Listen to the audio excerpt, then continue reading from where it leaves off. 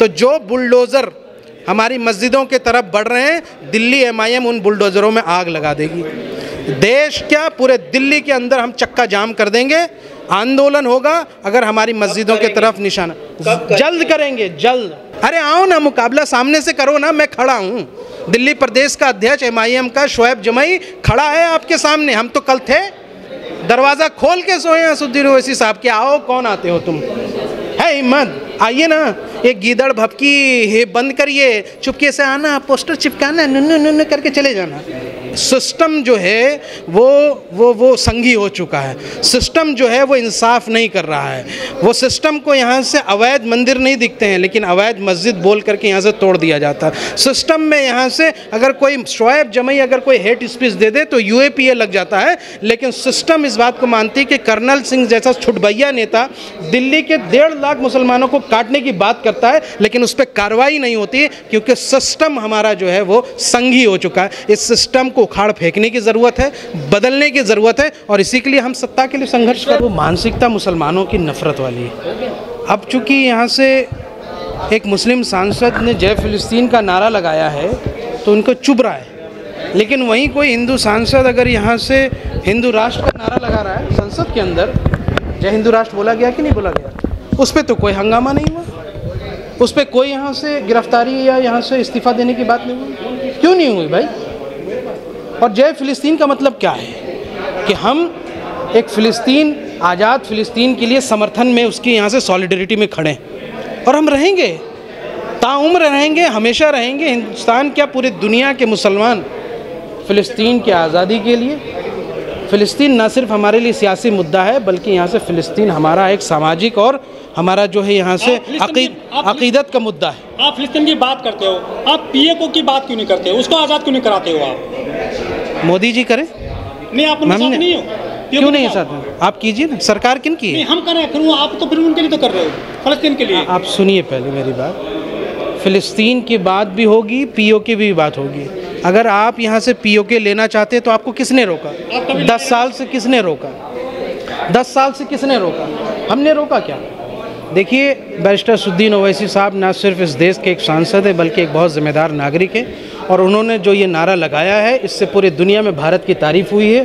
भारत के संसद में पहली बार इनकी सॉलिडरिटी में जो ये अल्फाज कहे गए हैं, ये इतिहास के जो है स्वर्ण अक्षरों में लिखे जाने चाहिए, ना कि इस पर विवाद होना चाहिए। उसमें से तो वो हटा ही दिया रिकॉर्ड में से। मैंने यही कहा ना कि ये मानसिकता है। वो हिंदू राष्ट्र वाली बात क्यों नहीं हटाए? ये आप समझिए ना, ये सवाल है हमारा कि जय हिंदू राष्ट्र की बात क्यों नहीं हटाए? क्या भारत सरकार आज़ाद फ़िलिस्तीन की बात नहीं करती है? क्या हमारे यहाँ से विदेश मंत्री यहाँ से संसद के अंदर खड़े होकर के आज़ाद फ़िलिस्तीन की बात नहीं करते? हम यूनाइटेड नेशन में आज़ाद फ़िलिस्तीन के लिए समर्थन नहीं करते? करते हैं ना, तो फिर क्यों करते हैं? इसलिए आप देखिए, बात नहीं करते हो, फ़िलिस्तीन की बात पहले यहाँ बचाइए लोगों को। आप क्या अंधभक्तों की जमात से आए हैं क्या? आप फ़िलिस्तीन की बात, तो आप बात सुनिए हमारी, बात नहीं करेंगे आप? देखिए, हमारी पार्टी एक ज़िम्मेदार पार्टी है, और हम इस मुल्क के यहाँ से अक़लियत, गरीब, पिछड़ों और मजलूम की आवाज़ उठा रहे हैं। ये हमारी पार्टी कोई मनुवादी पार्टी नहीं है।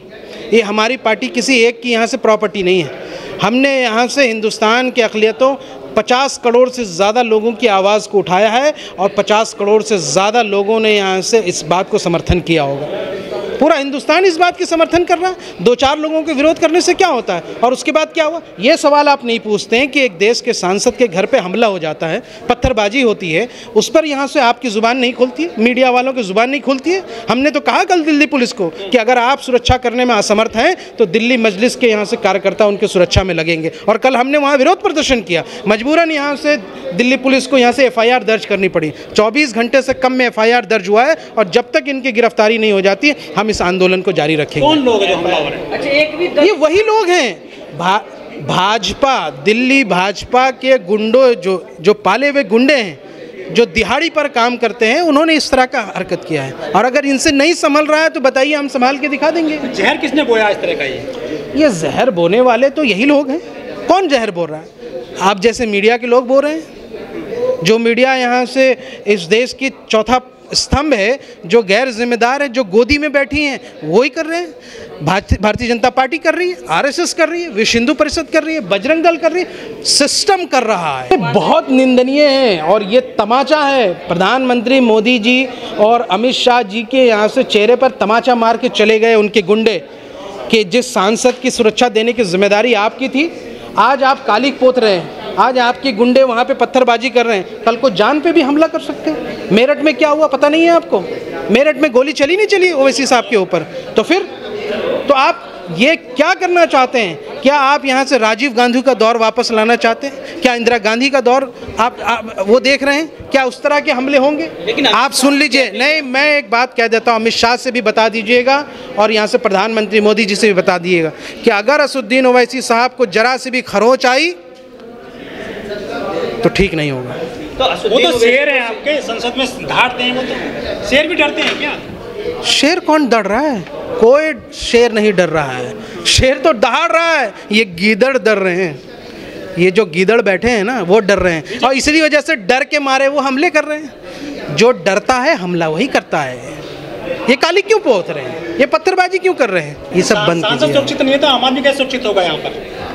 देखिए, इसलिए ये सवाल आपको सत्ता से करना चाहिए और हम आपके माध्यम से, मीडिया के दोस्तों के माध्यम से पहुंचाना चाहते हैं कि ये सवाल सत्ता से पूछिए जिनकी जिम्मेदारी है, वरना अगर वो सुरक्षा नहीं दे सकते तो हम देंगे। देखिए, इस देश के अंदर मस्जिदें शहीद की जा रही हैं नाम और पहचान देख करके। मैं आपको अपना एक मुद्दा बताता हूँ। दिल्ली के अंदर कई मस्जिदों को ढहा गया। कोई अजीत सिरोही नाम का आदमी है, कोई और नाम का आदमी है, मुकदमे करते हैं ये लोग, झूठे मुकदमे करते हैं और लोअर कोर्ट के ही सिर्फ आदेश पर जो है ढा दिया जा रहा है, जबकि यहाँ से हाई कोर्ट में भी मामला जाता है। आपके डायरेक्शन से इस पे कि किस तरीके से यहाँ से वो अधिग्रहण किया गया ज़मीनों को, रिलीजियस स्ट्रक्चर के बारे में आप इतनी आसानी से बुलडोज़र नहीं चला सकते। मस्जिद तो ढा दी गई मंगोलपुरी में। अब आप देखिए यहाँ से कुछ दिनों में सिर्फ आप मीडिया में बैठ के ये बातें बोलते, बिल्कुल मीडिया में नहीं बन, ये योगी मोदी सरकार, मैं आह्वान कर रहा हूँ कि दिल्ली में आंदोलन होगा।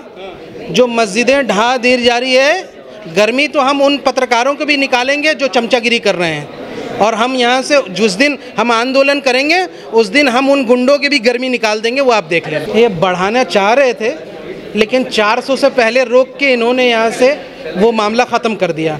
अब ये यहाँ से डफली बजा रहे हैं। अब इनको समझ नहीं आ रहा है करे तो करे क्या।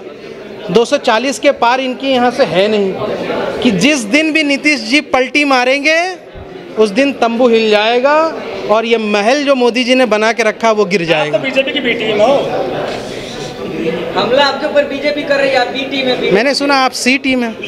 हम तो चुनाव लड़ते ही नहीं है।